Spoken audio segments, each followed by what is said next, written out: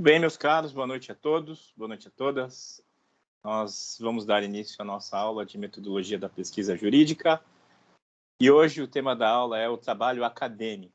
Então vamos deixar claras as especificidades do trabalho acadêmico, a linguagem científica, distinta da linguagem forense, é uma linguagem típica no âmbito do direito.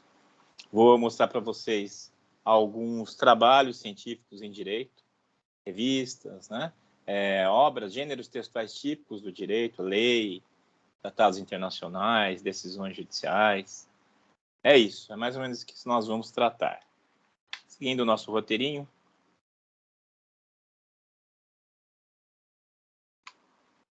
Esse é o nosso conteúdo programático. Nós estamos no primeiro item do conteúdo programático, que é a pesquisa jurídica, de que nós começamos a tratar na semana passada. Na semana passada, numa rápida recapitulação, eu apresentei para vocês o que é método e o que é metodologia. Então, metodologia é o estudo do método, né? O método seria o caminho que você escolhe para chegar a um resultado. No caso, nós estamos estudando o método científico. E a metodologia são os diferentes métodos que você pode usar para produzir o conhecimento.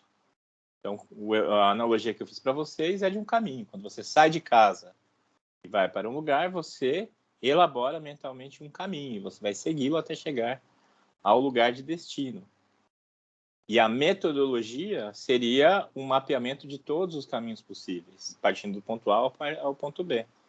Os diferentes caminhos que você pode chegar para alcançar o ponto B. Falei para vocês das origens da ciência, do conhecimento científico, a partir da evolução da história do pensamento. Claro, só vimos alguns tópicos, né? Se nós fôssemos abordar esse tema, teríamos que nos estender muito mais, mas basicamente expus a vocês a questão da physis e do nomos, entre os gregos antigos, o direito entre os gregos e os romanos, o surgimento do sistema romano-germânico, tudo isso dentro da história do pensamento que levou até o momento atual em que nós consideramos o direito como ciência e tratamos o direito como ciência. Eu especifiquei e deixei claro para vocês que nesta disciplina vocês estarão dedicados à pesquisa jurídica. Vocês terão todas as demais disciplinas do curso para se dedicar à prática jurídica, à experiência jurídica, ao conhecimento jurídico aplicado. Esta disciplina é para aprender a fazer ciência. Se vocês depois vão seguir, o caminho acadêmico, vão querer ser pesquisadores, professores, isso vai de cada um. Alguns vão seguir a prática, se tornar advogados, outros juízes, cada um vai seguir seu caminho. Mas neste momento eu vou lhes dar suporte para vocês, se quiserem se tornarem cientistas do direito. É esse o sentido desta disciplina, ensinar a vocês o instrumental do científico do direito.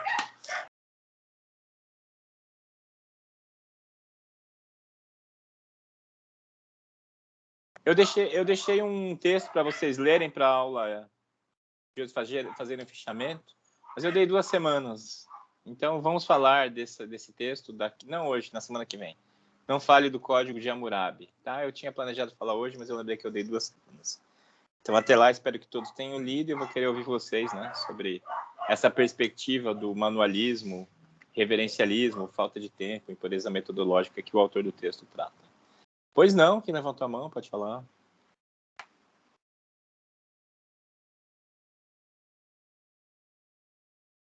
Eu não estou ouvindo. Professor, se alguém levantou a mão, pode falar. Eu levantei a mão. Eu queria pedir um pouco mais sobre como faz o fichamento, porque a gente nunca fez para a maioria. Ah, sim, claro. Se você puder explicar, por favor. Claro. Você começa abrindo com a referência bibliográfica do texto a ser fichado. Aquela coisa, sobrenome do autor, vírgula, nome do autor, nome do texto, nome do livro. Não precisa fazer perfeito, porque aprender a fazer perfeito a gente vai aprender na aula. Façam como vocês aprenderam na escola, e depois a gente vai lapidar esse conhecimento. E depois você faz um resumo do texto. Uma lauda é um resumo adequado, um fichamento. A gente tem aula de fichamento, mas é bom vocês aprenderem na prática também. E no fichamento você vai fazer um resumo, você não vai fazer críticas, você não vai fazer comentários, introduzir subjetividade. Não, o texto é bom, eu gostei. Não é isso. É um resumo. E nesse resumo, você tem que escolher identificar os elementos mais importantes do texto. E ao fazer o resumo, você pode fazer citações diretas e indiretas. Citação indireta é dizer com as suas palavras o que o autor disse. E tem técnica para isso que eu vou ensinar vocês. Mas, basicamente, redizer o que o autor disse. Né? Você troca algumas palavras, fala do seu jeito, que você entendeu.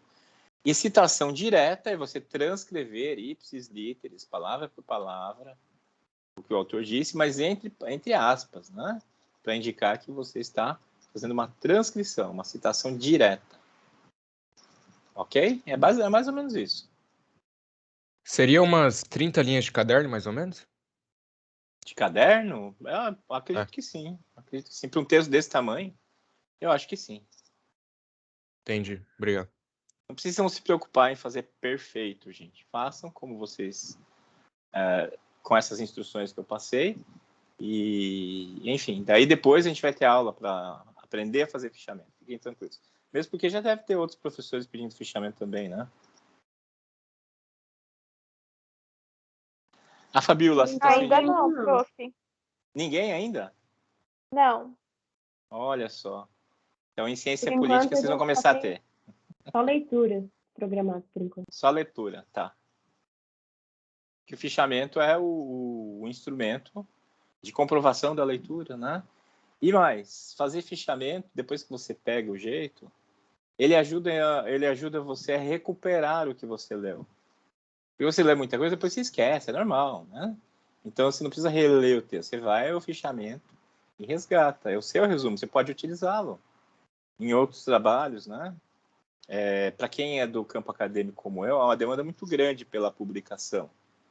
É aquela coisa, publish or perish, né? Um dos ditados em inglês sobre isso. Publique ou morra.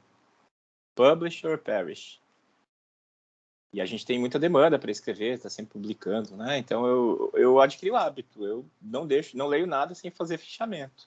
É automático. Então, eu estava lendo uns textos esses dias e estava no papel anotando, né? Eu anoto no próprio livro, deixa eu ver se eu tenho algum aqui. Eu vou fazendo fichamento no próprio livro, sabe? Quando tem umas páginas em branco no fim do capítulo, ali eu vou fazendo anotação. E aí, quando eu preciso resgatar, tá tudo ali. Não tem nada aqui. Tem sim. Talvez nem dê para ver, tá tão pequenininho. Mas tem minhas anotações aí no final. Mas, enfim, o fichamento é um instrumento que vai ajudá-los a produzir, a escrever, a publicar. A Fabiola pergunta, a citação indireta tem que colocar a página também? Esse é o método adequado, Fabiola. Onde você encontrou essa reflexão do autor, você coloca entre parênteses. Também a citação indireta.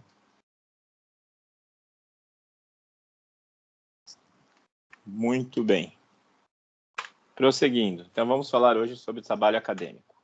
Aqui está os tópicos que nós vamos tratar hoje, né? Os gêneros textuais, a diferença entre trabalho jurídico e trabalho acadêmico e científico, o plano judicial e o plano acadêmico, e trabalho teórico versus trabalho empírico. O que são gêneros textuais? A gente tem que pegar um pouco de conhecimento externo ao direito para poder falar disso, né? Vamos pegar um pouco de linguística. Mikhail Bakhtin, um linguista russo, desenvolveu a teoria dos gêneros textuais. O que são gêneros textuais? Eles são textos típicos, são formas típicas de enunciado que expressam uma certa função social. É um texto, você bate o olho e você sabe para que ele serve. Pode ser, digamos, um poema. Você bate o olho, você sabe que é um poema. Claro que há certa poesia que quebra os paradigmas, né? Não é poesia mais diversa, poesia concreta. Mas aí é algo que quebra os paradigmas. Mas, basicamente, né, gente, você bate o olho, você sabe que é um poema. Uma lista de compras, você olha, você sabe que é uma lista de compras. Uma bula de medicamento. É uma carta. Vocês provavelmente, a maioria de vocês não tem contato, não tem experiência com carta escrita, mas quem já escreveu, recebeu uma carta, sabe muito bem como é o gênero. Então, isso é um gênero textual na concepção do Mikhail Bakhtin. Então, os gêneros textuais estão intrinsecamente relacionados ao trabalho daqueles que os redigem, assim como o conhecimento que objetivam expressar. Então, segundo esse autor, o Bakhtin, os gêneros textuais são formas típicas de enunciados, que se realizam em condições e com finalidades específicas nas diferentes situações de interação social. Eles têm características típicas com tipos relativamente estáveis de enunciado. Uma forma de composição que permite sua participação nos diversos processos sociais ou históricos em que se inserem, submetendo-se a certas condições de êxito. Condição de êxito quer dizer, ele foi redigido para um propósito e ele vai servir a essa finalidade. Opa! E ele lista exemplos de gêneros discursivos orais e de gêneros discursivos escritos. Orais, a apresentação de um trabalho, uma aula, uma conversa, depoimento, uma entrevista, a missa, uma palestra, uma piada, um provérbio. São gêneros orais, né? São faladas, são formas faladas de texto.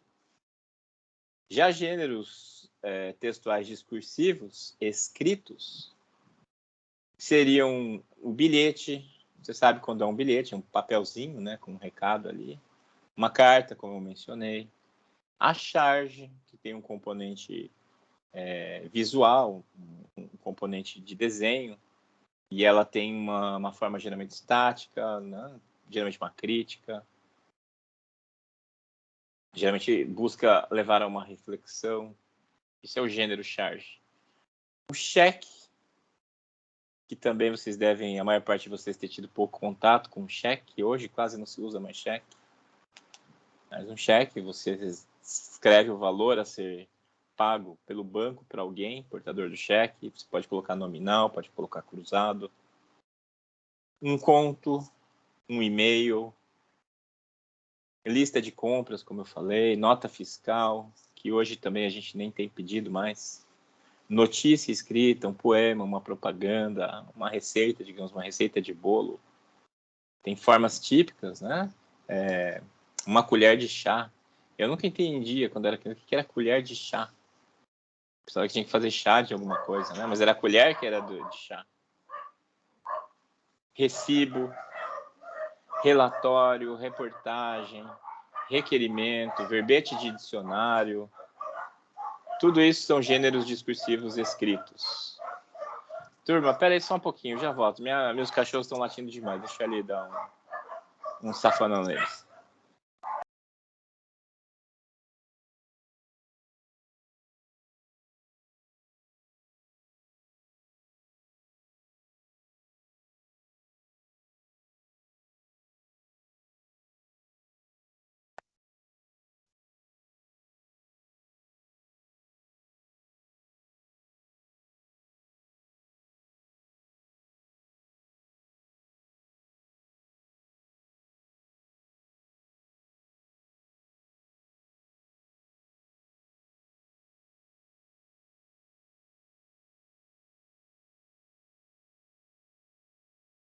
Oi, tô de volta.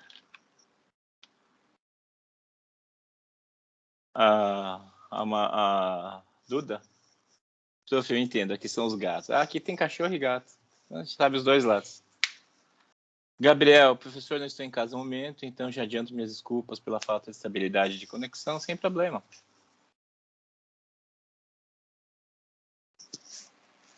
Ana Paula, se abriu, eu vi que apareceu aqui, mas eu não ouvi o que você falou.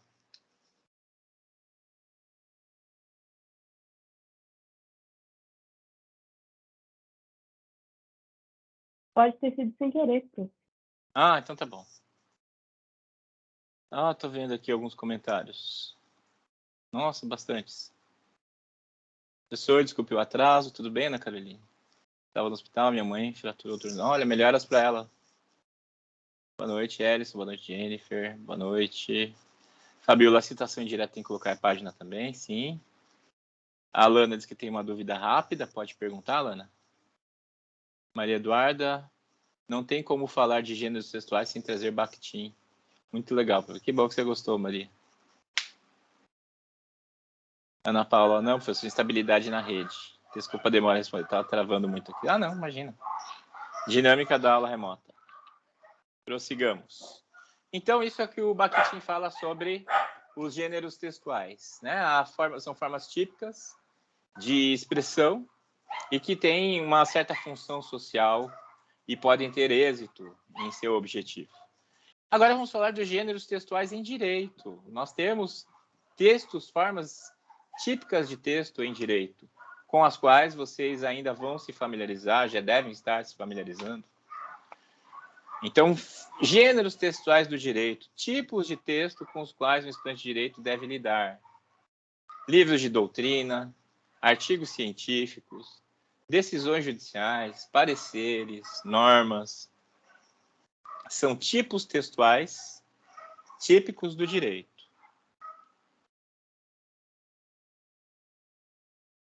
Alana, a dúvida é sobre a parte escrita do seminário só. Qual o formato do texto? Alana, é um artigo científico. Primeiro vocês vão fazer um projeto que eu vou ensinar vocês a fazerem. Depois vocês vão fazer um artigo científico que eu também vou ensinar vocês a fazerem. Sei que vocês estão ansiosos, né? Em 2 aulas já querem fazer tudo, mas tem 1 ano letivo aí para isso. Vamos com professora, calma. que a gente não sabe nada de nada. Então... E por isso vamos por partes, né? Como diria Jack Estripador, vamos fazer aos poucos. Então, tudo isso envolve condições de produção, ou seja, o contexto em que foi produzido esse texto, a finalidade a que ele se destina, para que serve um parecer, qual é a forma de um artigo científico, né, que é a dúvida desse momento de vocês vão ter que produzir como é um artigo científico. Atores e situações sociais a que se destinam. Vocês vão escrever no artigo científico. Para quem é esse artigo científico? Para que serve? Qual o intuito? Tem uma função social a ser cumprida. Basicamente, o destinatário do seu artigo científico, para ficar nisso, são outros pesquisadores, outras pessoas que querem se informar sobre o tema. É uma pesquisa que amplia o conhecimento. Esse conhecimento pode ser aplicado? Pode ser. Ou seja, ser usado, por exemplo, numa ação judicial, pode ser usado para fins de proposição de um projeto de lei, né? Claro que pode ter uma aplicação prática, mas esse não é o objetivo principal de um artigo científico. Conhecimento, a produção do conhecimento pode ser um conhecimento puro, sem aplicação prática, imediata, pelo menos, né? No direito, tudo acaba sendo muito prático, né? No fim, toda pesquisa que você faz vai ter um viés de aplicação prática. É difícil fugir. Mas a pesquisa pura não precisa almejar uma aplicação prática imediata. Senão se faria pesquisa, por exemplo, em matemática, né? Aqui pesquisas, milhões investidos lá para resolver proposições matemáticas. Colocam para rodar lá um supercomputador que fica rodando dias e dias para resolver cálculos e às vezes não chega a resultado nenhum, né? Para que tudo isso? Né? Não tem uma aplicação prática imediata. Busca-se resolver o problema, teorizar, né? Se isso vai ter ou não aplicação prática no futuro é outra história, mas a produção científica do conhecimento não almeja isso de imediato. Você vai pesquisar por pesquisar. É o conhecimento, é a ciência, por amor à ciência. No sentido filosófico, né? Filosofia é amor ao conhecimento. Filo, amor, sofia, conhecimento. Então, é nesse sentido filosófico. A produção vai ser realizada independentemente do seu objetivo prático imediato.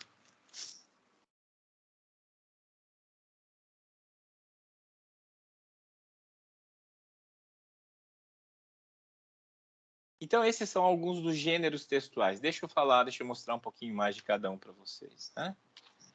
Livro de doutrina. O que é um livro de doutrina? É uma obra redigida por um especialista com o objetivo de problematizar alguma questão jurídica e provocar reflexão. Então, a doutrina é uma reflexão teórica. É um apanhado, né, um conjunto de reflexões elaboradas sobre um determinado tema. Para chegar a ser um livro, é porque a temática é ampla. Um artigo científico trata de um tema simples, né? Um grãozinho de areia. Um artigo científico escolhe um tema pequenininho e o aborda com profundidade, contextualizando historicamente, contextualizando epistemologicamente, falando da ontologia dele, falando da axiologia que o envolve. Então, um artigo científico escolhe uma temática, né, bem pequenininha e faz uma ampla abordagem a respeito daquilo. Um livro de doutrina, por exemplo, um livro do Silvio Rodrigues, de Direito Civil, o Tratado de Direito Civil do Silvio Rodrigues, são vários volumes. É uma abordagem ampla sobre vários temas. Então, um livro de doutrina tem uma abordagem ampla. Já o artigo científico, de sua parte, foi escrito por um pesquisador, buscando, devia ser aí, entender... desculpa, eu li errado. Escrito por um pesquisador quando entender que é o momento de divulgar determinado aspecto de sua pesquisa. É isso. Então, o pesquisador pesquisa, investiga, e aí ele coloca nesse suporte as suas reflexões, que é o artigo científico, para dar a conhecer. Ele vai publicizar as suas reflexões. Então é isso. O artigo científico é um instrumento adequado para se dar publicidade a um conhecimento científico pelos pesquisadores. Isso não só no direito, né? Isso em todas as áreas do conhecimento. Quando, por exemplo, se descobre um fóssil novo, os pesquisadores envolvidos produzem um artigo científico e publicam numa revista, por exemplo, a revista Nature. Quando há um avanço na medicina, um grupo de pesquisadores descobriu uma nova técnica de cirurgia, eles vão redigir, geralmente artigos médicos são escritos a muitas mãos. É normal ter, 12 autores num artigo científico de medicina. Colocando por escrito, né, essa descoberta. E o direito faz a mesma coisa. Todas as investigações são reduzidas a escrito para dar a conhecer aquele conhecimento que foi desenvolvido. Uma decisão judicial. A decisão judicial foi redigida por um juiz ou por juízes para resolver determinado conflito. Então, a decisão judicial é a materialização da norma jurídica. A norma jurídica, como vocês devem estar estudando em ED, tem certas características. Ela é geral, ela é abstrata, ela passa por um processo legislativo pré-determinado. Então, basicamente, a norma jurídica é abstrata, né? Entre outras, né? Geral, abstrata.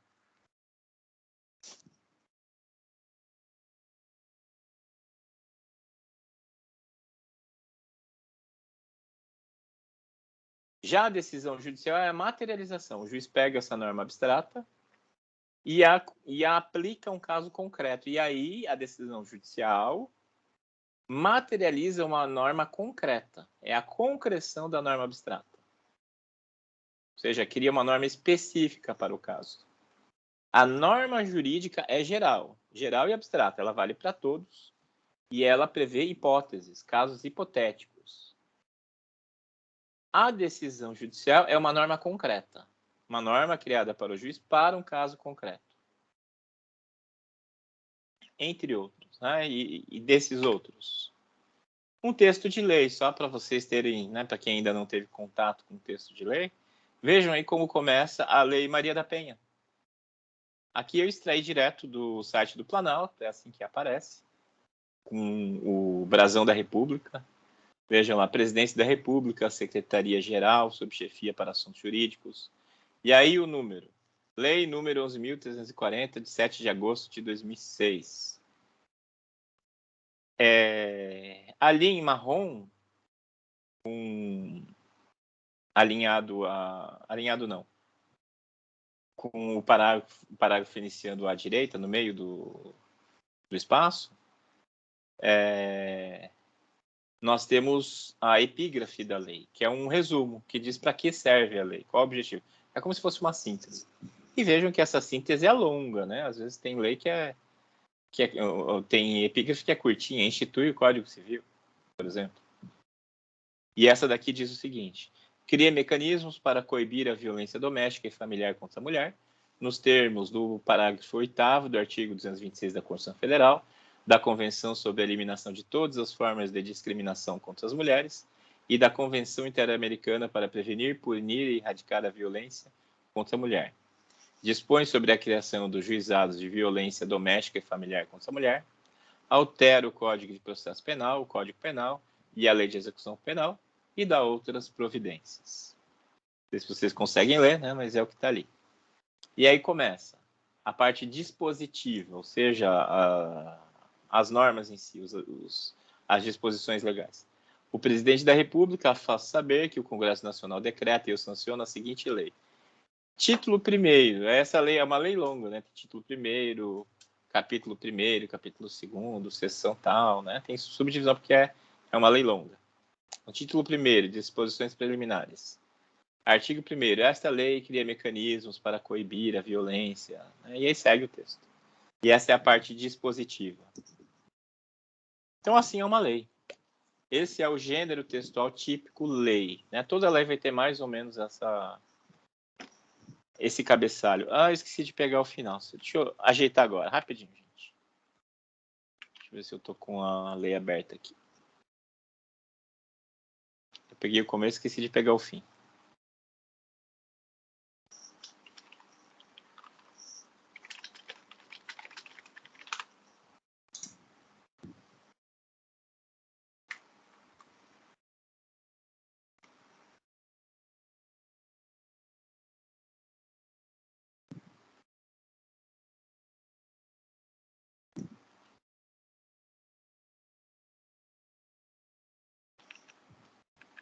Só um instante.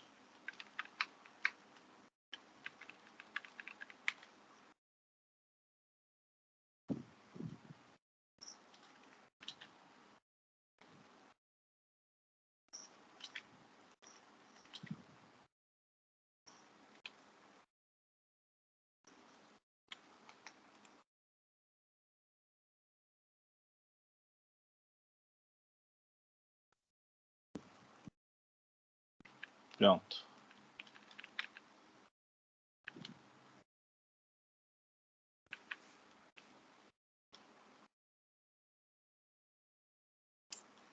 Espera que agora eu me perdi.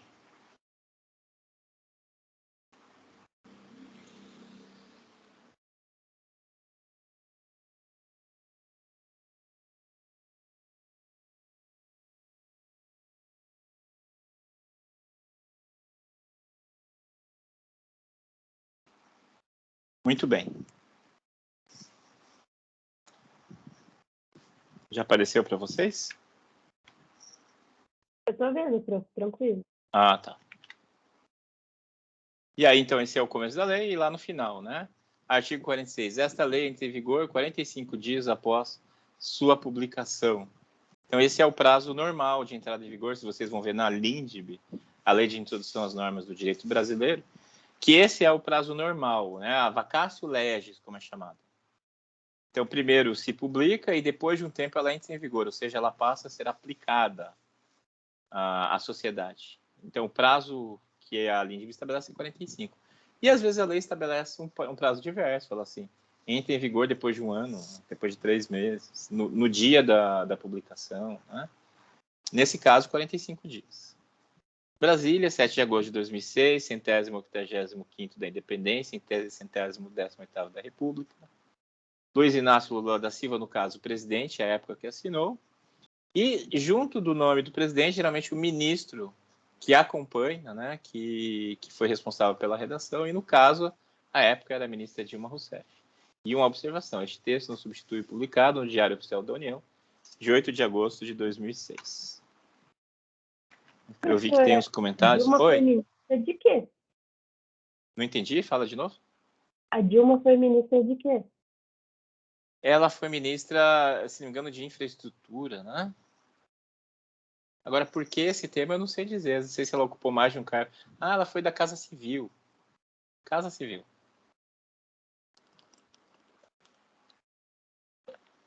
Estou vendo aqui que o Lucas fez uma pergunta.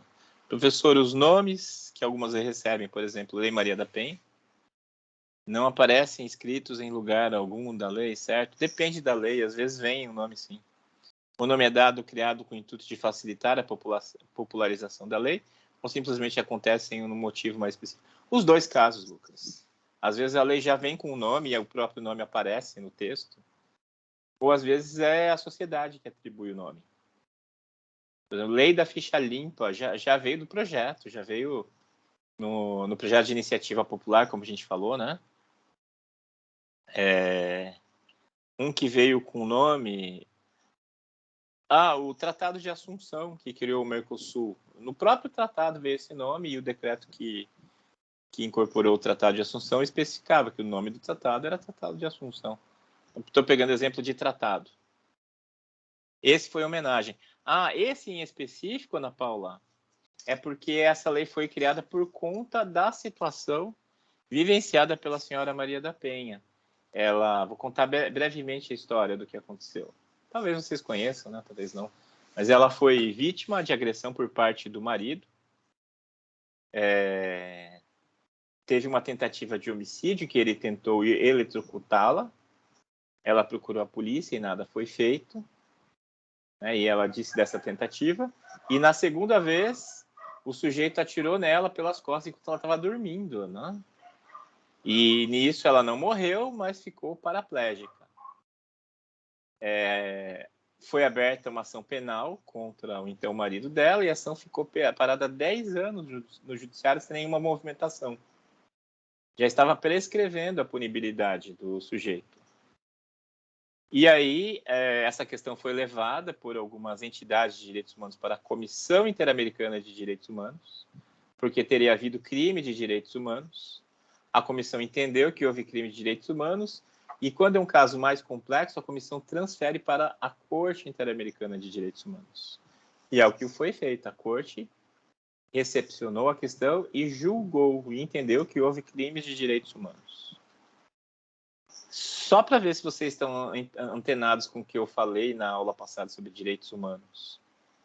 Onde há crimes de direitos humanos nessa história que eu contei, nessa breve história que eu contei? Onde há crimes de direitos humanos?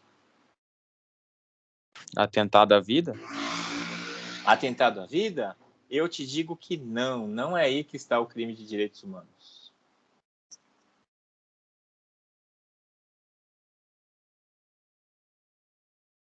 Lucas está agradecendo, ok, Lucas? A Jennifer. Professor, como é definido o tempo de entrada em vigor da lei? Depende da complexidade dela? Depende do impacto que ela vai causar na sociedade. Geralmente, códigos levam 1 ano. O CPC de 2018 teve vacatio legis de 1 ano. Para quê? Para a sociedade, já conhecendo o texto, se fazer as adaptações necessárias. Geralmente é isso que se leva. E quando o tema é urgente, entra em vigor na própria data de publicação. Ana Paula conta que fez uma pesquisa bibliográfica sobre a motivação da criação da lei. Ana Paula, se puder contar mais para a gente. E o Lucas, o sujeito está solto, não está? Ele cumpriu pena e estava em liberdade condicional, se não me engano. Inclusive, ele andou aparecendo, né? Veio do esgoto aí, sei lá de onde, e reapareceu na Assembleia Legislativa de Santa Catarina, né? Recepcionado por um deputado local. Tenebroso. Enfim, dizendo que o sujeito queria que a versão dele fosse conhecida. A Jennifer, o caso da Maria da Penha é muito triste e revoltante. Ana Paula, não estou em casa, fala que vem consigo. Tá bom. Mas basicamente eu fiz uma pesquisa em grupo em parceria com a patrulha Maria da Penha de Foz.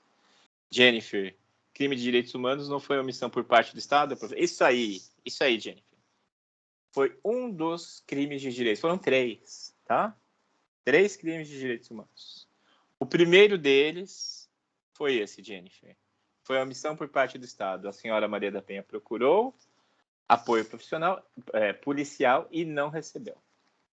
Esse foi o primeiro crime de direitos humanos.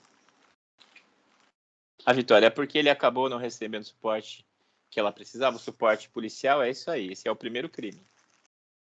Vem cá, turma. Quem comete crime de direitos humanos? Você já tem condições de responder essa pergunta a partir da aula que a gente teve quarta-feira. Quem comete crime de direitos humanos? O agressor nessa história aí comete crime de direitos humanos? Já respondi que não, né? Oi, pode falar. Agora eu tô confusa, professora. Eu ia falar que sim. Quem Estado, comete... né? É o Estado, é isso aí. Só o Estado pode cometer crime de direitos humanos. Pessoas comuns não podemos cometer crime de direitos humanos, por mais horríveis que sejam, né? Por exemplo, o maníaco do parque, não sei se vocês já ouviram falar desse caso, era um serial killer de São Paulo que matou, sei lá, 30 mulheres. Seduzia mulheres, levava elas até o parque, e lá ele as assassinava, enterrava os corpos delas lá mesmo. Consta que ele até chegou a tentar devorar algumas vezes, né? Horrível. O sujeito foi preso, condenado, cumprindo pena, mas não houve crime de direitos humanos aí, por mais tenebrosos que fossem os crimes. Não há. Porque só quem pode praticar crime de direitos humanos é o Estado. Como eu falei para vocês na quarta-feira, o Estado se autolimita, né? Ao se autolimitar, ele cria normas de direitos fundamentais. São as normas que estão na Constituição para autolimitar o Estado. São normas de direitos fundamentais. São direitos fundamentais. Porém, direitos humanos são mais amplos do que as normas de direitos fundamentais. Direitos fundamentais são normas de direitos humanos materializadas na Constituição. Mas existem outras normas que estão fora da Constituição, que fazem o quê? Limitam o Estado. Evitam que o Estado atente contra os cidadãos, contra as pessoas, sejam seus nacionais ou não. Né? É para isso que servem as normas de direitos humanos, para refrear o Estado. Tá bom, gente? Tem isso muito claro. Vocês têm que ter isso muito claro. Normas de direitos humanos servem para refrear o Estado. E as normas que são positivadas, são incorporadas na Constituição, são chamadas de direitos fundamentais. Tá bom? Direitos humanos e direitos fundamentais estão relacionados. É que os direitos fundamentais são normas de direitos humanos positivadas. Mas não são só aquelas, não. Então, houve crime de direitos humanos quando o Estado não deu proteção, porque só o Estado pode cometer crime de direitos humanos, né? O marido da senhora Maria da Penha não cometeu crime de direitos humanos, cometeu crime, mas não de direitos humanos. O Estado não deu proteção, cometeu crime de direitos humanos. O Estado deixar o processo parado por 10 anos sem movimentação é cometer crime de direitos humanos. Porque a punição do criminoso também é um dever do Estado. Faz parte da prestação jurisdicional do Estado punir os agressores. E ao deixar impune o agressor, o Estado cometia crime de direitos humanos. Estava prescrevendo já. E o terceiro crime de direitos humanos, ou não vamos chamar de crime, né? Mas desvio, é que o Brasil não tinha uma lei protetiva da mulher no ambiente doméstico, um compromisso que o Brasil já havia assumido com outros estados em tratados internacionais. O Brasil estava atrasado nesse âmbito. Então, a Corte Interamericana de Direitos Humanos condenou o Brasil nas 3 questões, por não ter lhe dado, né, a senhora Maria da Penha, proteção policial adequada, por não ter punido o agressor e por não ter uma lei protetiva, e recomendou que o Brasil criasse uma lei protetiva da mulher no ambiente doméstico. E assim foi feito. Aí foi materializada a lei, que recebeu o nome Maria da Penha em função desse caso, né, que levou à criação da lei. Então é um nome, é um apelido. Dentro da lei não está escrito Lei Maria da Penha, como a gente viu. Lucas, o Brasil estar atrasado é novidade, né? É isso aí, Lucas. Ok quanto a isso, gente? Conheciam a história da Lei Maria da Penha? Eu conhecia bem por cima. Sim. Que bom. Então, lição. Direitos humanos refreiam o Estado. É para isso que servem os direitos humanos. Para fazer com que o Estado não atente contra os seus cidadãos. Portanto, só pode cometer crime de direitos humanos o Estado. Os indivíduos não podemos. O Estado, por meio de seus prepostos também, né? Por exemplo, um policial que se desvia, pratica um crime, é o Estado quem está cometendo o crime. É um juiz que age mesmo incompetente e pratica atos fora dos autos, com motivações políticas, é o Estado cometendo crime de direitos humanos. Tá bom? Duda, pode falar, levanta a mão. Prof, nesse sentido, falando sobre o Estado cometer crime de direitos humanos, a questão dos Estados Unidos se enfiarem nas brigas do Oriente Médio não entra nesse aspecto também, deles cometerem crimes de direitos humanos? Que eles bombardeiam a Síria, bombardeiam... Ah, tá. Sim, com certeza. Esses são crimes de direitos humanos praticados pelos Estados Unidos, que não são nenhuma novidade, né?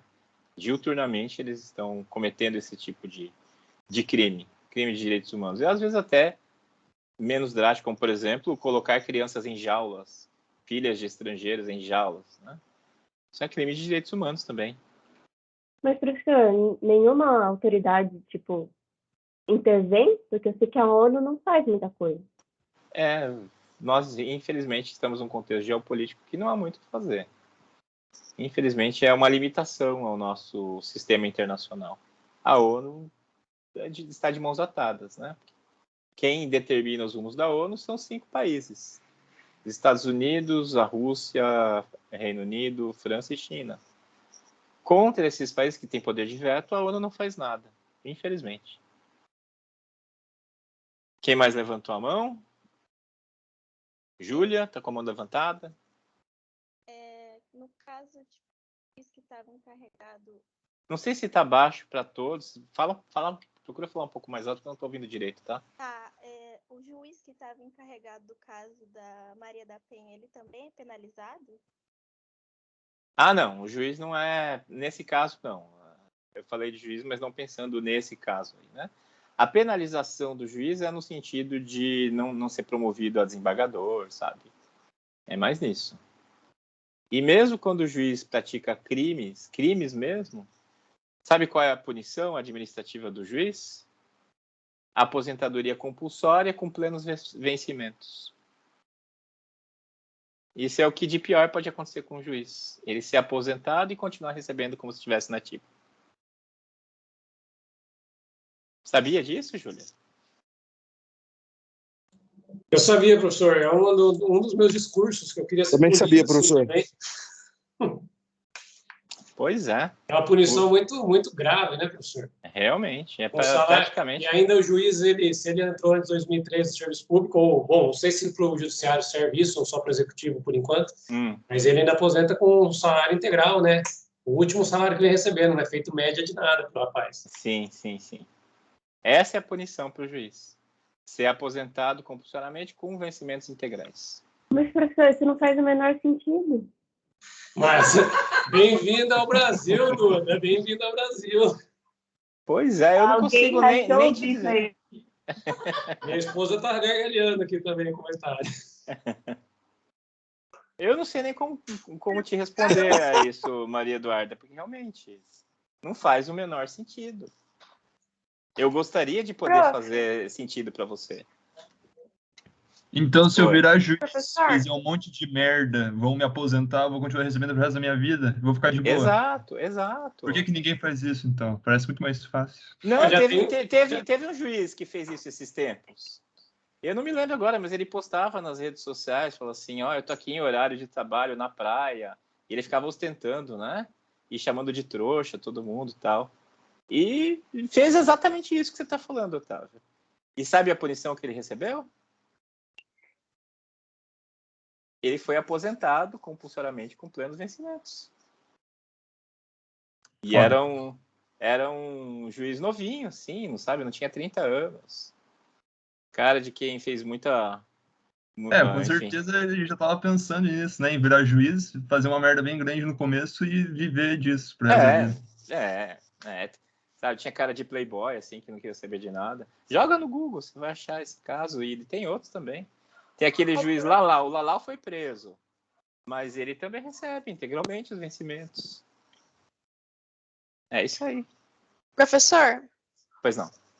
Eu não sei se é assim ainda, mas o senhor sabia que, se eu não me engano, filhas de militares, assim, acho que é de general, algo do tipo, se o pai morrer, elas recebem uma pensão vitalícia se elas não se casarem? Isso é verdade. Sim, tem uma atriz que Ainda recebe, né? Como é que é o nome dela? Esqueci o nome dela. Uma atriz famosa, global. Uma atriz famosa, né? Maite Proença? Patrícia Pilar, eu acho. Acho que é Patrícia Pilar. Acho que é Maite Proença. Maite Proença, isso. A Maite Proença. Mas essa lei não está mais perdão. Ela é só para casos acontecidos até determinado ano, que eu já não sei dizer qual. Atualmente, não. Já tem a ver com previdência. Nossa, bom, e servidor do executivo. O executivo consegue manobrar um pouco melhor dentro do seu âmbito, né, professor? Agora o legislativo e o judiciário estão fora de controle. Sim, mas é isso aí, são pensões vultosas, sabe? Tem assim, matérias que eu vi, sabe, de 130 mil reais por mês. É uma coisa absurda. E essas filhas de generais solteiras fazem tudo para não se casar, né? Então, matérias que eu já li, tem casamento que foi feito, mas depois negado, tem, apesar de fotos e tudo mais. Eu tenho parente que é, sem falar nomes, uma prima que é filha de general, meu tio era general, e ela se casou no México, escondido, né? E está esperando receber a pensão. Enfim.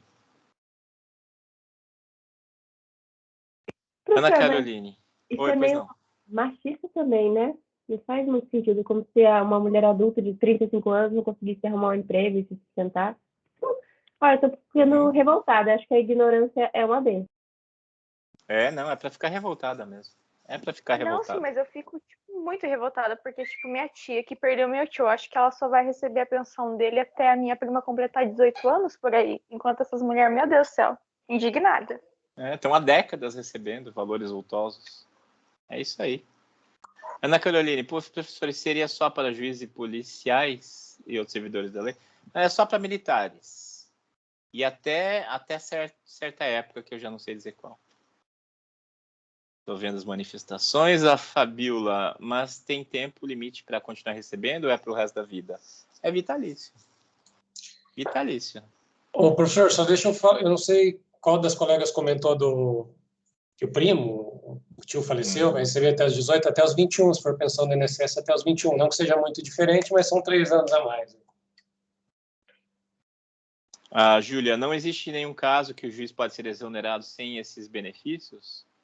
Tem casos, sim. Né? Casos, por exemplo, do Lalau. Não, ele continua recebendo. Mas tem casos, sim. Eu não estou muito por dentro. Eu estou pegando casos de ver no noticiário, não como especialista da área, porque essa não é a minha área. Para se dar bem no Brasil, o jeito é virar juiz, político ou militar, né? Ok. Muito bem. Então, prosseguindo aqui os nossos slides. Esse é um decreto que incorpora tratado internacional. Então, vocês vão estudar lá em Constitucional que existem diferentes tipos normativos. Lei, decreto, medida provisória, emenda à Constituição, e também portarias dos ministérios, né? Mas aí não entra no tipo normativo. E o decreto é usado para as atribuições privativas do presidente, coisas que só o presidente pode fazer, independentemente do Congresso Nacional. Por exemplo, incorporar tratado. Então, o tratado é negociado, firmado, ratificado, e daí o presidente baixa um decreto incorporando o tratado internacional. Não precisa passar pelo parlamento, pelo Congresso Nacional, no nosso caso, né? E aí um exemplo de decreto que incorpora tratado internacional. Decreto número 19.841, de 22 de outubro de 1945. Promulga a Carta das Nações Unidas, da qual faz parte integrante o anexo Estatuto da Corte Internacional de Justiça, assinado em São Francisco, a 26 de junho de 1945, por ocasião da Conferência da Organização Internacional das Nações Unidas. Esse é o decreto que incorporou a Carta da ONU no Brasil. E vejam que o decreto é curtinho, esse é todo o texto dele. Eu vou ler inteiro. Então tá ali, ó. O presidente da República, tendo em vista que foi aprovada em 4 de setembro e ratificada a 12 de setembro de 1945, pelo governo brasileiro, a Carta das Nações Unidas, da qual faz parte integrante o anexo Estatuto da Corte Internacional de Justiça, assinado em São Francisco, a 26 de junho de 1945, por ocasião da Conferência de Organização Internacional das Nações Unidas. E, havendo sido referido o instrumento de ratificação depositado nos arquivos do governo dos Estados Unidos da América, 21 de setembro de 1945, e usando a atribuição que lhe confere o artigo 74, letra A da Constituição, decreta. Artigo 1º. Agora a parte dispositiva. Artigo 1º. Fica promulgada a Carta das Nações Unidas, apensa por cópia o presente decreto, da qual faz parte integrante o anexo Estatuto da Corte Internacional de Justiça, assinado em São Francisco, a 26 de junho de 1945. Artigo 2º. Este decreto entrará em vigor na data de sua publicação. Rio de Janeiro, 22 de outubro de 1945, 124º da Independência, 57º da República. Quem assina é Getúlio Vargas e o ministro que acompanha é o Leão Veloso. Vejam, é um decreto curtinho, 2 artigos. Fica promulgada a Carta da ONU e este decreto entra em vigor na data de sua publicação, ou seja, não teve vacatio legis. Foi publicado no Diário Oficial da União e no mesmo momento já é válida a Carta da ONU.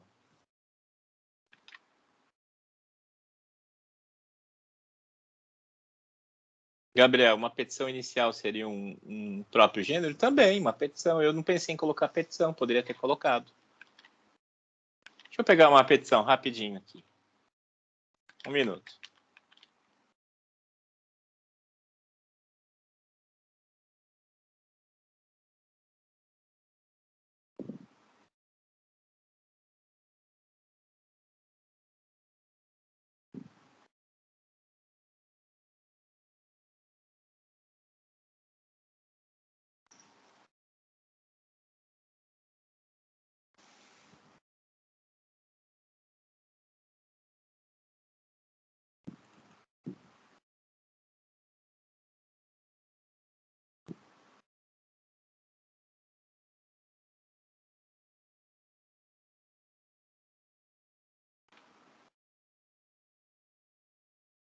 Peraí, tô copiando, gente, só um instante.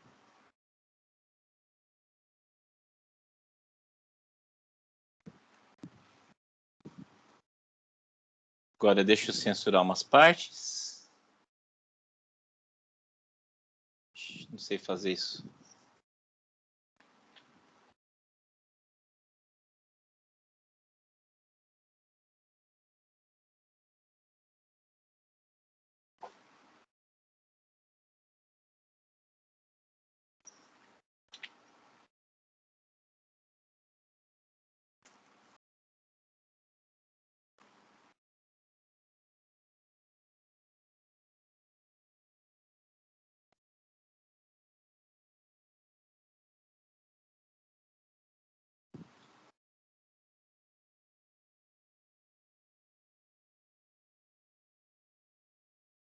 Pronto.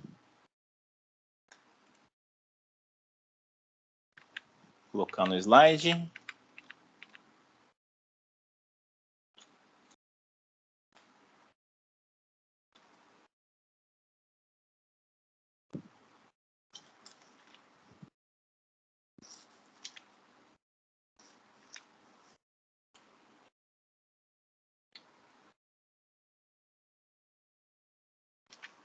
Petição inicial.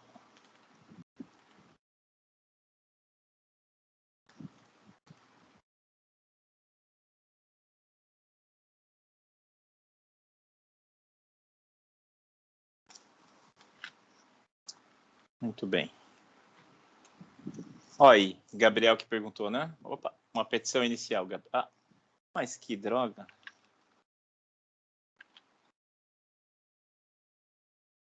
Deu erro, peraí.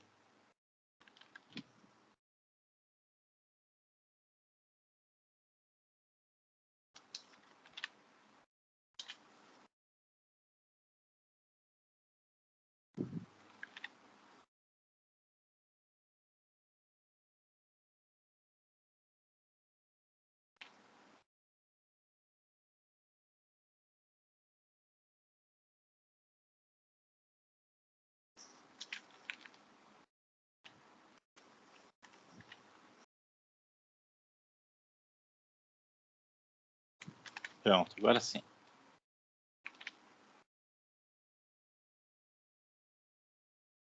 Tá aí uma petição inicial. Excelentíssimo juiz de direito da Vara Civil da Comarca de Foz do Iguaçu. Aí o nome da parte, né, de quem propõe, no caso o cliente, a qualificação brasileira, casada, do lar, portadora da RG, CPF, endereço eletrônico tal, residente domiciliado e tal. Vem respeitosamente, por intermédio de seus procuradores, que esta subscrevem, procuração tal, com base no artigo 109 seguintes da lei número 6.015 de 1973, propor a presente ação de retificação de registro civil pelas razões de fato e de direito que a seguir se expõe. E aí vem o texto em si, né, dos fatos e do direito. Isso foi uma petição inicial, Gabriel. Aqui, um acórdão do STF, tal como vocês vão encontrar no site do Supremo. Então, o acórdão é como nós chamamos uma sentença uma decisão colegiada. Quando é o juiz singular, o juiz de instância, o juiz de primeira instância que julga, ele julga sozinho, a gente diz que é uma sentença. Aí, se a parte não aceita a decisão judicial e recorre dela em segundo grau de jurisdição, essa decisão pode ser reformada ou pode ser confirmada, mas a questão vai ser reanalisada por um órgão colegiado. E essa decisão colegiada, ou seja, proferida por vários juízes, que no caso da segunda instância são chamados de desembargadores, vai ser um acórdão, né? E daí, se recorre desse acórdão, recorre-se no nível em cima, que no caso seria o STJ. E se for uma questão constitucional, que pode-se recorrer ainda à última instância, que é o STF. E aí vem um acórdão do STF, uma decisão colegiada de uma das duas turmas do Supremo. São duas turmas, né? Uma de direito público e de direito privado. E aqui está uma decisão, um acórdão. Então vejam lá a data, segunda turma, relator, ministro Edson Fachin, relator do acórdão, ministro Gilmar Mendes, o nome do agravante, o nome do advogado, o nome do agravado e o procurador. Agravado, no caso, o Ministério Público Federal e a Procuradoria-Geral da República, que representa. Opa!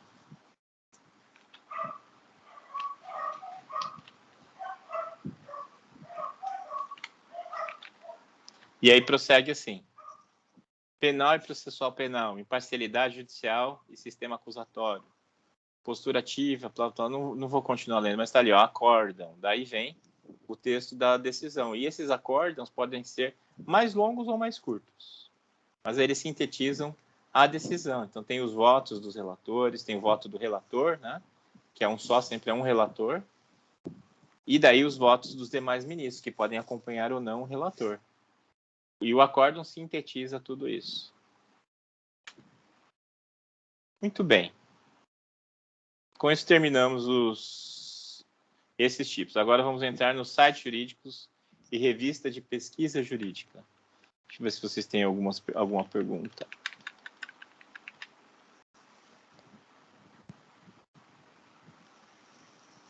Show de bola, Gabriel. Que bom que você gostou. Ellison, caindo a conexão aqui, professor.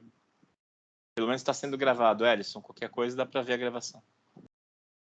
Lucas, quando eles levam para o plenário, professor, quais tipos de casos? Oi, quem falou?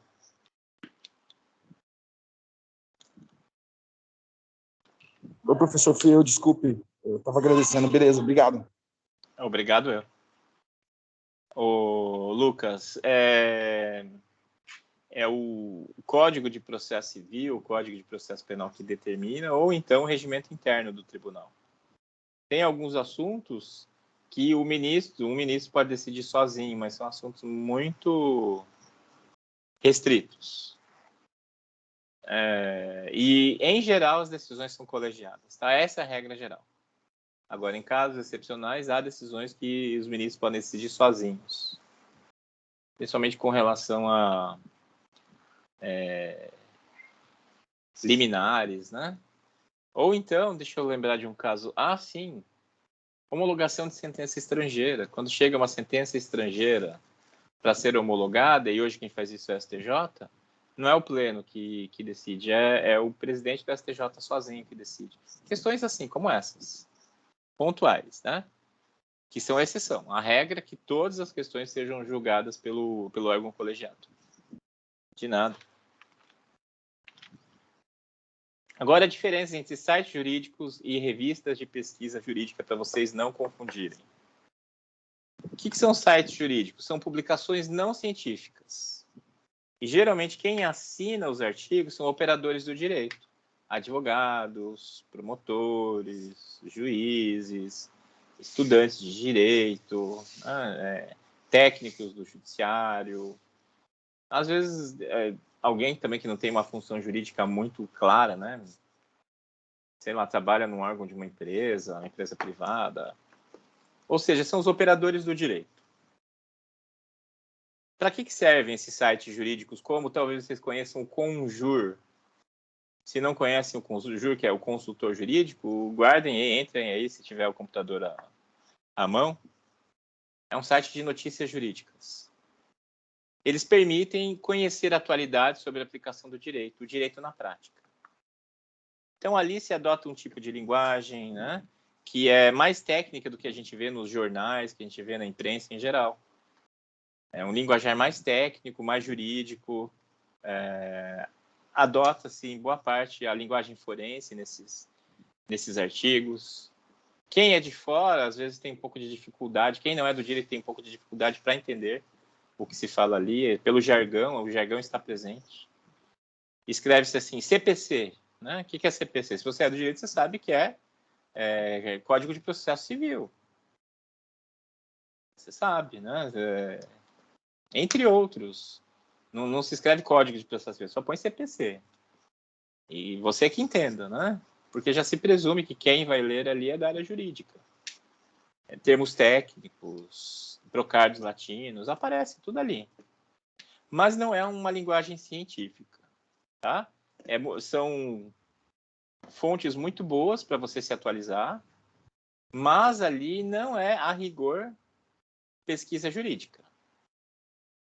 Onde vocês vão encontrar pesquisa jurídica com valor científico, que usam do instrumental da ciência no direito? As revistas de pesquisa jurídica. Essas são publicações científicas. Quem assina os artigos são pesquisadores do direito. Pessoas que se dedicam à pesquisa e podem ter titulação, qualificação para isso. Esses artigos ali publicados permitem conhecer um aprofundamento epistêmico de temas jurídicos. As bases estão nos manuais. Nas revistas de pesquisa estão artigos científicos sobre temas delimitados. Então, os manuais, né, como eu mencionei, Manual de Direito Civil, Manual de Direito Administrativo, ali está a base. O artigo científico, que é publicado numa revista de pesquisa científica, trata de um tema delimitado, como eu falei, um grãozinho de areia, que vai se integrar à praia. É isso que é a pesquisa jurídica. Você produz um grãozinho de areia para jogar na praia. E o modelo de redação científica em direito, ele é particular, né? Cada área tem seu modelo de redação. Na geografia, né? Na história, na bioquímica, tem um padrão de redação. E o direito também tem um padrão de redação. Como eu falei para vocês, o artigo científico materializa e torna pública uma pesquisa que foi realizada por um pesquisador. E a redação é específica. Deixa eu ilustrar para vocês agora exemplos de sites jurídicos e revistas de pesquisa jurídica. A Gabriela até já colocou aí o site do Conjur. Obrigado, Gabriela, esse mesmo. Ó, o Migalhas, o jus.com.br, o consultor jurídico, que é o Conjur, o Jus Brasil. São sites jurídicos, como eu disse, muito bons para você se antenar, saber do que está sendo produzido, o que está acontecendo, né? Então, vamos ver algumas manchetes ali no Migalhas. Supremo Tribunal Federal com 12 ministros. O jus.com.br. A histórica decisão do STF sobre imunidade das filantrópicas. Da inconstitucionalidade dos acordos de credores para pagamento de precatórios. Perigos do autogolpe e da mobilização nacional. Projeto da nova lei de licitação, PL 4235 de 2020. Avanços e retrocessos. A pandemia e o efeito Thanos. Estamos no caminho certo? Isso lá no JUS. No Conjur, STJ anuncia suspensão de inquérito contra procuradores por ordem de Rosa Weber. Ministra do Supremo ordenou suspensão até julgamento colegiado pela primeira turma, atendendo o pedido da NPR em pedido de habeas corpus. Palavras ao vento. STF para inquérito de Steinbruch, baseado na delação de Palocci. Prisão em flagrante. Por ser crime permanente, tráfico autoriza invadir casa de STJ de São Paulo. Tribunal de Justiça de São Paulo. Me sinto coagida. Conselheiros do CARF são ameaçados de representação. Presunção de inocência. Preventiva após sentença incompatível com aberto ou semi. E do Jus Brasil. Mulher cai na igreja, pede indenização e juíza nega. Geração mimimi. A juíza Marli de Fátima Naves, que atua na comarca de Vianópolis, Goiás, cidade que fica a 92 quilômetros de Goiânia, negou o pedido de indenização feito por uma mulher contra a arquidiocese e não continua. Veja, é muito bom para você saber o que está acontecendo, né? As novidades legislativas, judiciais, jurisprudenciais. Muito bom para você se atualizar. E mais do que da imprensa tradicional, é uma imprensa técnica. Uma imprensa voltada para os operadores do direito. Se você é do direito penal, você vai procurar as notícias de direito penal. Se você é do direito do trabalho, se você é do previdenciário, né? Você vai focar ali o que lhe interessa. Mas a redação desses textos não usa da linguagem científica e dos instrumentais que validam a produção científica. Esse é o ponto, tá? Esse tipo de pesquisa validada pelos instrumentais científicos, vocês vão encontrar aqui, ó. Por exemplo, na revista de Direito Brasileira, a RDB. A revista de Direito da Fundação Getúlio Vargas. A revista da Faculdade de Direito da UFPR, que até destaca ali que tem Qualizar 2, e é uma pontuação alta para uma revista. Então, algumas características dessas revistas. Elas têm caráter informativo, não persuasivo. Não persuasivo no sentido de que não são artigos que tentam te comprovar uma tese, né? Fazer você acatar uma ideia. Como você encontra ali nos sites jurídicos. Muitas vezes é alguém defendendo um ponto de vista e está tudo bem. Aqui não. Caráter informativo, né? A chamada função referencial da linguagem. Não persuasivo, ou seja, não se busca convencer ninguém de nada. Não tem propagandas. Deixa eu ver se lá no outro aparecem propagandas. Aparecem ali, ó. 50% de desconto. Menores taxas do mercado, né? São sites bonitos, coloridos, chamativos, porque disputam espaço de propaganda, de cliques e tudo mais. Aqui não, são revistas desvinculadas desses interesses. Geralmente tem um visual mais austero, sem muitos coloridos, sem muitos enfeites, penduricalhos, né? Tem indicação do ISSN, vejam ali na revista de Direito Brasileiro, RDB está ali, da UFPR aparece. Da GV, não sei se aparece aí de cara. Aparece sim, no texto. Sempre a indicação do ISSN. Informe sobre repositório e qualificação, ou seja, onde esses textos estão, podem ser encontrados, geralmente bases de dados científicas internacionais. E a qualificação, no caso ali da revista da UFPR, Qualis A2, é uma boa pontuação. Eu adoraria publicar nessa revista, por exemplo, né? Vai dar um up no meu currículo Lattes. Ó, da GV, olha lá, ó, é Qualis Capes A1. Melhor ainda, é a melhor pontuação possível. Da RDB, acho que não aparece aí. Deve aparecer em outro ponto. Links para as edições, então você encontra os números das edições anteriores nos links. Sem layout apelativo. Como eu disse, é um visual bem austero. Numa disposição frugal.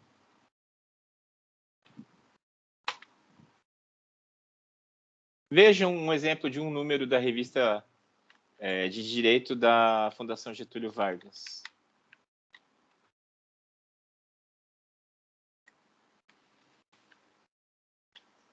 Vejam alguns títulos de artigos.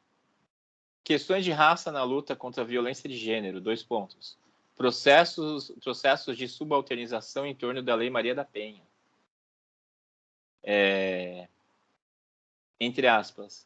Desde que começa a ação da justiça, cessa a ação da polícia, fecha aspas, 2 pontos. As reformas da justiça criminal no Brasil do século XIX. Um texto em espanhol.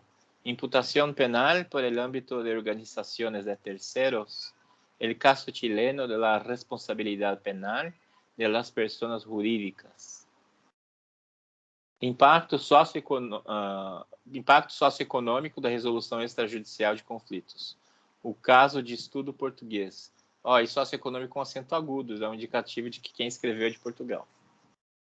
Dogmática jurídica encarnada. A disputa interpretativa em torno das medidas protetivas de urgência e suas consequências para a vida das mulheres. Combinação de negócios entre entidades sob controle comum. Um estudo dos USGAP, que eu não sei se tem ideia do que é, e dos UKGAP, e seus efeitos no ambiente societário e tributário brasileiro. Aqui é um artigo escrito por uma colega minha da faculdade. Quando eu vi aqui, eu vim procurar para dar como exemplo, fiquei surpreso, né? Institutional Multiplicity and the Fight Against Corruption. Multiplicidade institucional e a luta contra a corrupção.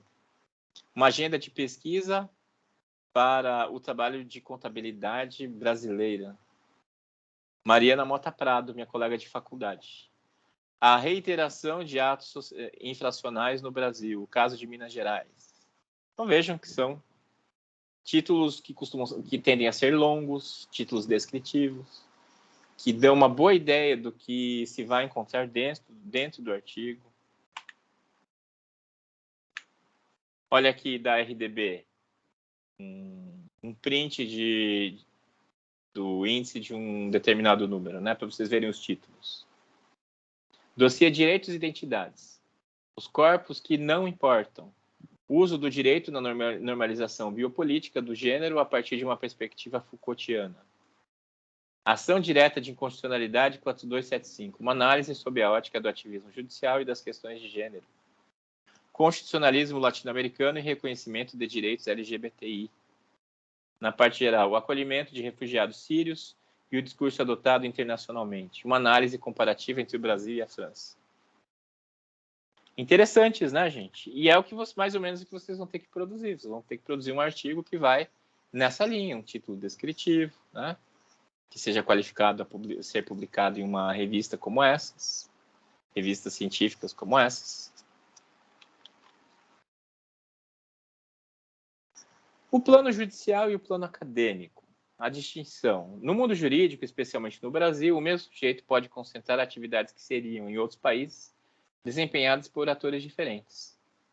No Brasil, juízes lecionam, advogados produzem peças processuais e também publicam artigos jurídicos na imprensa. Promotores atuam como pesquisadores, pesquisadores que têm por finalidade a aplicação prática e imediata do seu objeto de pesquisa. Então, aqui nós encontramos no Brasil. A questão do juiz. O juiz não pode exercer nenhuma outra atividade senão a de magistério. O juiz não pode ter um comércio, não pode ter outra profissão. A única coisa que o juiz pode fazer, que é compatível com a função do juiz, é ser professor. Então, no Brasil, isso é um fenômeno bem brasileiro, tá, gente? Em outros países é diferente. Em outros países, por exemplo, na medicina, né? Isso vale para o Brasil também. Vou falar da medicina. Tem médicos da prática, né? Que atuam como médicos aplicando a medicina, e existem pessoas formadas na medicina que se tornam pesquisadores, e esses são cientistas. São cientistas, eles não têm atuação direta com pacientes, eles pesquisam. Né? E é uma distinção muito grande entre as duas vertentes da medicina. Inclusive, no começo da pandemia, se vocalizava muito a importância do conhecimento dos médicos e tal, sendo que os cientistas médicos é que deveriam estar sendo convocados, né? Um médico, ele vai ter muito conhecimento da sua área, né? Não necessariamente ele vai saber de tudo. Já o cientista médico da área de infectologia, enfim, esses têm autoridade para falar sobre essas questões pandêmicas. E no direito, a mesma coisa. Né? Há pesquisadores, há profissionais, há juízes. Em outros países há uma diferença muito grande. Existem pessoas que estão dedicadas à pesquisa em direito. E é essa a vocação e é isso que elas fazem. É assim nos Estados Unidos, é assim no Reino Unido, é assim na França. Aqui no Brasil a gente faz um balaio de gatos, como eu falei. Né? Juízes dão aulas, promotores publicam artigos, advogados publicam artigos, ou seja, não há uma profissão de pesquisador estrita. É alguma coisa mais pesquisador. E isso acaba gerando uma grande confusão, por exemplo, no uso da linguagem. Um estagiário de um escritório de advocacia pode se interessar por um tema que encontrou em sua experiência forense e querer dele tratar no seu trabalho de conclusão de curso. Muito bem. Como tornaria a reflexão que já fez quando da sua prática de estagiário em um trabalho acadêmico? Como transformaria em um trabalho acadêmico? O que diferencia um trabalho acadêmico do trabalho jurídico? É a linguagem. Então, nós temos uma linguagem específica para a ciência jurídica e temos uma linguagem para a prática chamada de linguagem forense, que não devem ser misturadas. Né? Então, há certos usos da linguagem forense que, por acidente, os pesquisadores trazem, né? Por estarem acostumados, por não terem muito traquejo. Mas o que eu vou falar na próxima aula é sobre isso. A distinção entre a linguagem forense e a linguagem científica do direito. Por exemplo, né, só para dar um spoilerzinho bem pequeno, num artigo científico você não vai escrever CC, Código Civil, né? Artigo 12 CC, como se escreveria numa peça processual, num artigo para o Migalhas. No texto científico você vai escrever artigo 12 do Código Civil, você vai puxar uma nota de rodapé com o número da lei, a data que ela entrou em vigor, né? Todas as informações básicas. Né? O autor é Brasil, o autor da lei é Brasil, em caixa alta. É assim que você faz. Na linguagem forense, você põe artigo 12cc e está tudo bem. Não precisa de mais nada. No artigo científico, a gente precisa seguir o critério de reprodutibilidade. Qualquer um que pegar aquele artigo, mesmo sem conhecimento, vai poder reproduzir a experiência ali escrita. E para isso vai ter que achar o link do Código Civil para ir lá olhar se é isso mesmo. Se o artigo 12 do Código Civil é aquilo mesmo. Tá bom? Essa é uma das muitas diferenças entre as duas linguagens, né? No plano judicial e do plano acadêmico, e de que a gente vai tratar na próxima aula. Esse é o tópico da próxima aula. Vocês têm a atividade de fechamento, então, que é para a semana que vem. Aqui eu dou as instruções que tinham me perguntado, né? Um fichamento é um resumo com citações diretas.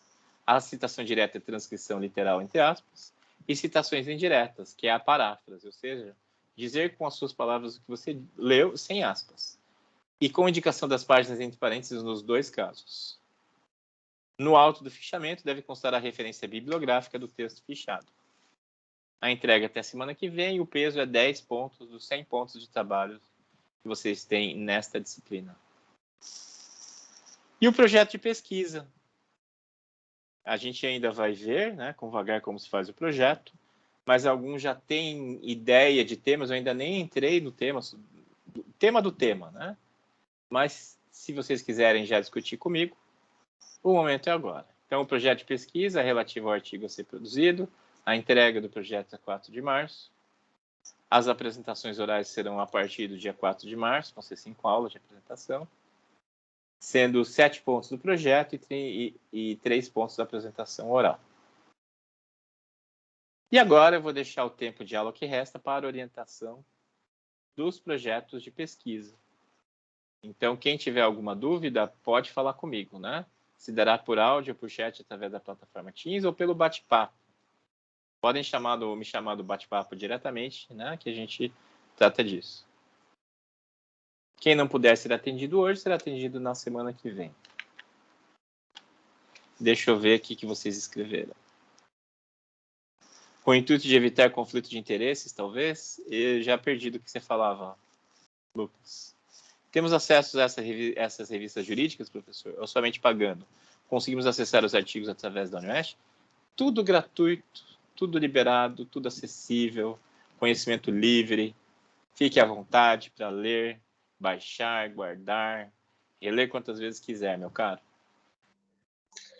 O professor, a Fabiola tinha perguntado por que essa limitação no Brasil de um não poder fazer uma coisa, né? Por exemplo, o professor tem TI de 40 horas, dedicação exclusiva, aí não pode fazer outras coisas, aí eu coloquei com o intuito de evitar conflito de interesse, talvez. Ah, a Fabiola tinha perguntado sobre isso. Sim, a ideia é essa. E dedicação exclusiva, a ideia é justamente essa, você dedicar apenas a isso. Está sendo pago para isso. Sim. É que eu tenho, por ter conhecido... Eu penso assim, professor, eu não gosto dessas limitações, eu escrevi para a Fabiola por fora, porque quem quer fazer as coisas de boa fé e faz, acaba fazendo do jeito certo. Quem não quer, quem é de má índole, acha um jeitinho de fazer. Eu conheci não conheci a pessoa, conheci a menina, o pai dela era... Vê se tem cabimento, professor. Tanto é que ele foi exonerado de 2 cargos. Ele era auditor da Receita, médico com consultório, professor na faculdade. Como é que a pessoa se dedica a 3 trabalhos de 40 horas? Não tem como. Pois é. Ficou realmente. Anos assim, anos. E tem muita gente assim, viu? Infelizmente. Então, aí fica cheio de limitação e a galera que, em teoria, poderia fazer uma coisa ou outra, fica ali com medo, não faz, né? Sim. Como é que te chama no chat, professor? Aqui no chat do próprio Teams. À esquerda no Teams, não sei se você está vendo no celular ou no computador. No computador, à esquerda está escrito chat. É só me chamar lá. Beleza. É isso então, meus caros. Eu vou encerrar aqui e fico à disposição mais 10 minutos para ajudar na orientação de vocês. Podem me chamar lá que eu respondo a perguntas. Sir. Pois não. Tem uma pergunta rápida sobre o trabalho da outra matéria, ciência política. Esse daí eu vou deixar para tratar lá, tá, Jade? Tá, beleza. Ou me escreve e eu respondo em outro horário para você. Pode ser também. Beleza. Então, mas eu procuro não misturar as 2 disciplinas, tá? Beleza, entendi. Valeu. Pode escrever pelo Teams mesmo? Mandar mensagem? Pode escrever no chat. Daí eu respondo em outro momento, sem problema. Pode fazer isso. Ok, obrigado. Nada. É isso, gente. Boa noite, até mais, até quarta-feira. Tchau, tchau. Muito obrigado, prof. Boa noite, professor. Obrigada pela aula, professor. Boa noite. Boa noite. Professor Fábio, boa noite.